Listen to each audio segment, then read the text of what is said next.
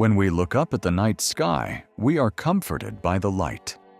The stars give us a sense of place, a sense of belonging in a crowded, bustling universe. According to the cosmological principle, if you zoom out far enough, the universe is supposed to be uniform, homogeneous. It should look like a vast, evenly distributed ocean of galaxies, glowing dust, and cosmic webs. But the universe, it turns out, is not uniform. It is flawed.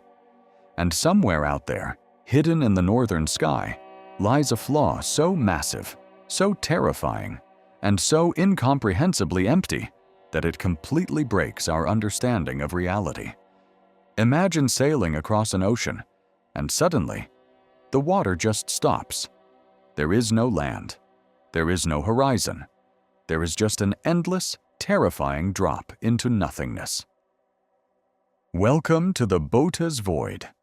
Also known as the Great Nothing, this region of space is located roughly 700 million light-years from Earth, in the direction of the constellation Botas. To understand why this place is so terrifying, we first have to understand its sheer, monstrous scale. The Bota's Void is a spherical region of space with a diameter of roughly 330 million light-years. Our human brains are simply not wired to comprehend numbers that large. So let's try to put it into perspective. Our entire Milky Way galaxy, which contains hundreds of billions of stars, is about 100,000 light-years across. Our closest galactic neighbor, the Andromeda Galaxy, is 2.5 million light-years away.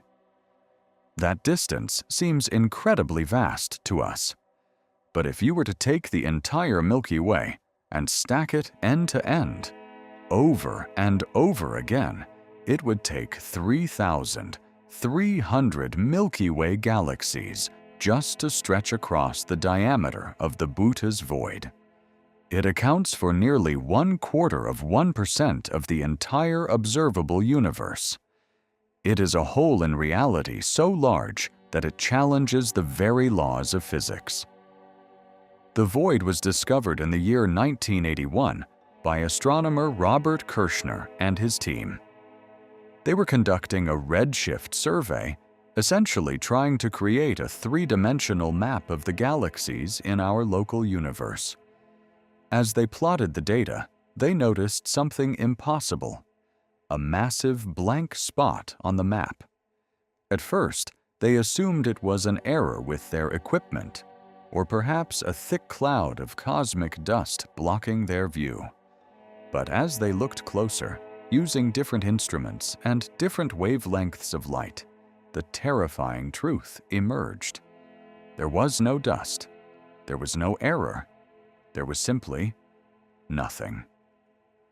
According to standard cosmological models, a region of space this massive should contain at least 10,000 galaxies, 10,000 sprawling empires of stars, planets, and potential life. But when astronomers searched the Bota's Void over the course of decades, they found almost nothing. In a space that should hold 10,000 galaxies, we have discovered only about 60 galaxies, 60 lonely, isolated islands of light, drifting in an ocean of absolute darkness. Astronomer Greg Aldering once offered a chilling analogy to describe the emptiness of this place. He said, "If the Milky Way had been located in the center of the Bota's Void, we wouldn't have known there were other galaxies until the 1960s. Think about that. If our solar system was born in the Great Nothing, the night sky would look entirely different. When early astronomers like Galileo and Edwin Hubble looked through their telescopes, they would not have seen the distant smudges of Andromeda or the Triangulum Galaxy. They would have looked past our own local stars and seen a terrifying, absolute black wall. Humanity would have grown up believing that our galaxy was the only object in the entire universe. we would have believed we were completely, totally alone. So, how did this massive hole in the universe form? How does a space of 330 million light-years become completely scrubbed clean of matter?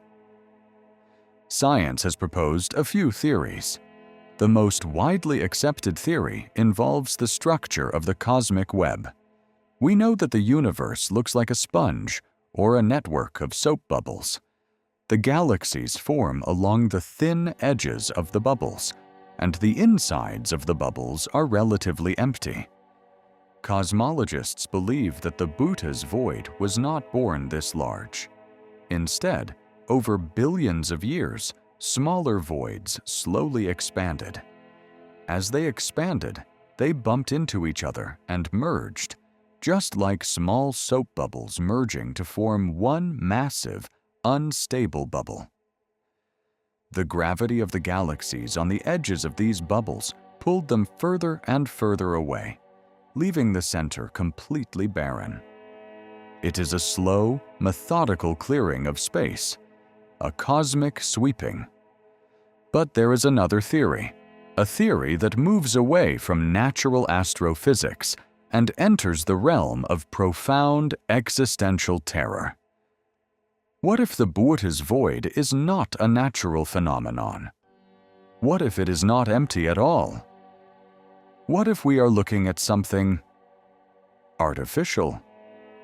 To explore this terrifying idea, we have to revisit the Kardashev scale. As we discussed in a previous journey, a Type 3 civilization on the Kardashev scale is a species so advanced that they can harness the energy of an entire galaxy. To do this, they would likely build Dyson spheres, massive megastructures that completely enclose a star to capture 100% of its energy output. When a star is enclosed in a Dyson sphere, its visible light is blocked. To an outside observer, looking through a telescope millions of light-years away, that star simply disappears from the night sky. Now, imagine a civilization that has not only conquered its home galaxy, but has decided to expand. An aggressive, relentless empire that spreads from galaxy to galaxy, enclosing every star they find, harvesting the energy of billions of suns to fuel an incomprehensible cosmic machine. As they expand outward in a sphere of colonization, galaxy after galaxy goes dark. Are we looking at an empire? Some theorists have whispered the chilling question, what if the Buddha's void is not empty? What if it is completely full of galaxies, but every single star in those galaxies has been blocked out by a Dyson sphere? What if the great nothing is actually the footprint of an ancient, expanding alien empire that has systematically turned off the lights in a region of space 330 million light-years wide? The 60 galaxies we do see floating inside the void might not be lonely survivors. They might just be the ones the Empire hasn't reached yet. From a purely scientific standpoint, this theory is incredibly unlikely. The thermodynamics of Dyson spheres dictate that they would still emit infrared heat, and so far, our instruments have not detected a massive sphere of anomalous heat radiating from the Buddha's void. The soap bubble theory of merging voids remains the most logical and mathematically sound explanation.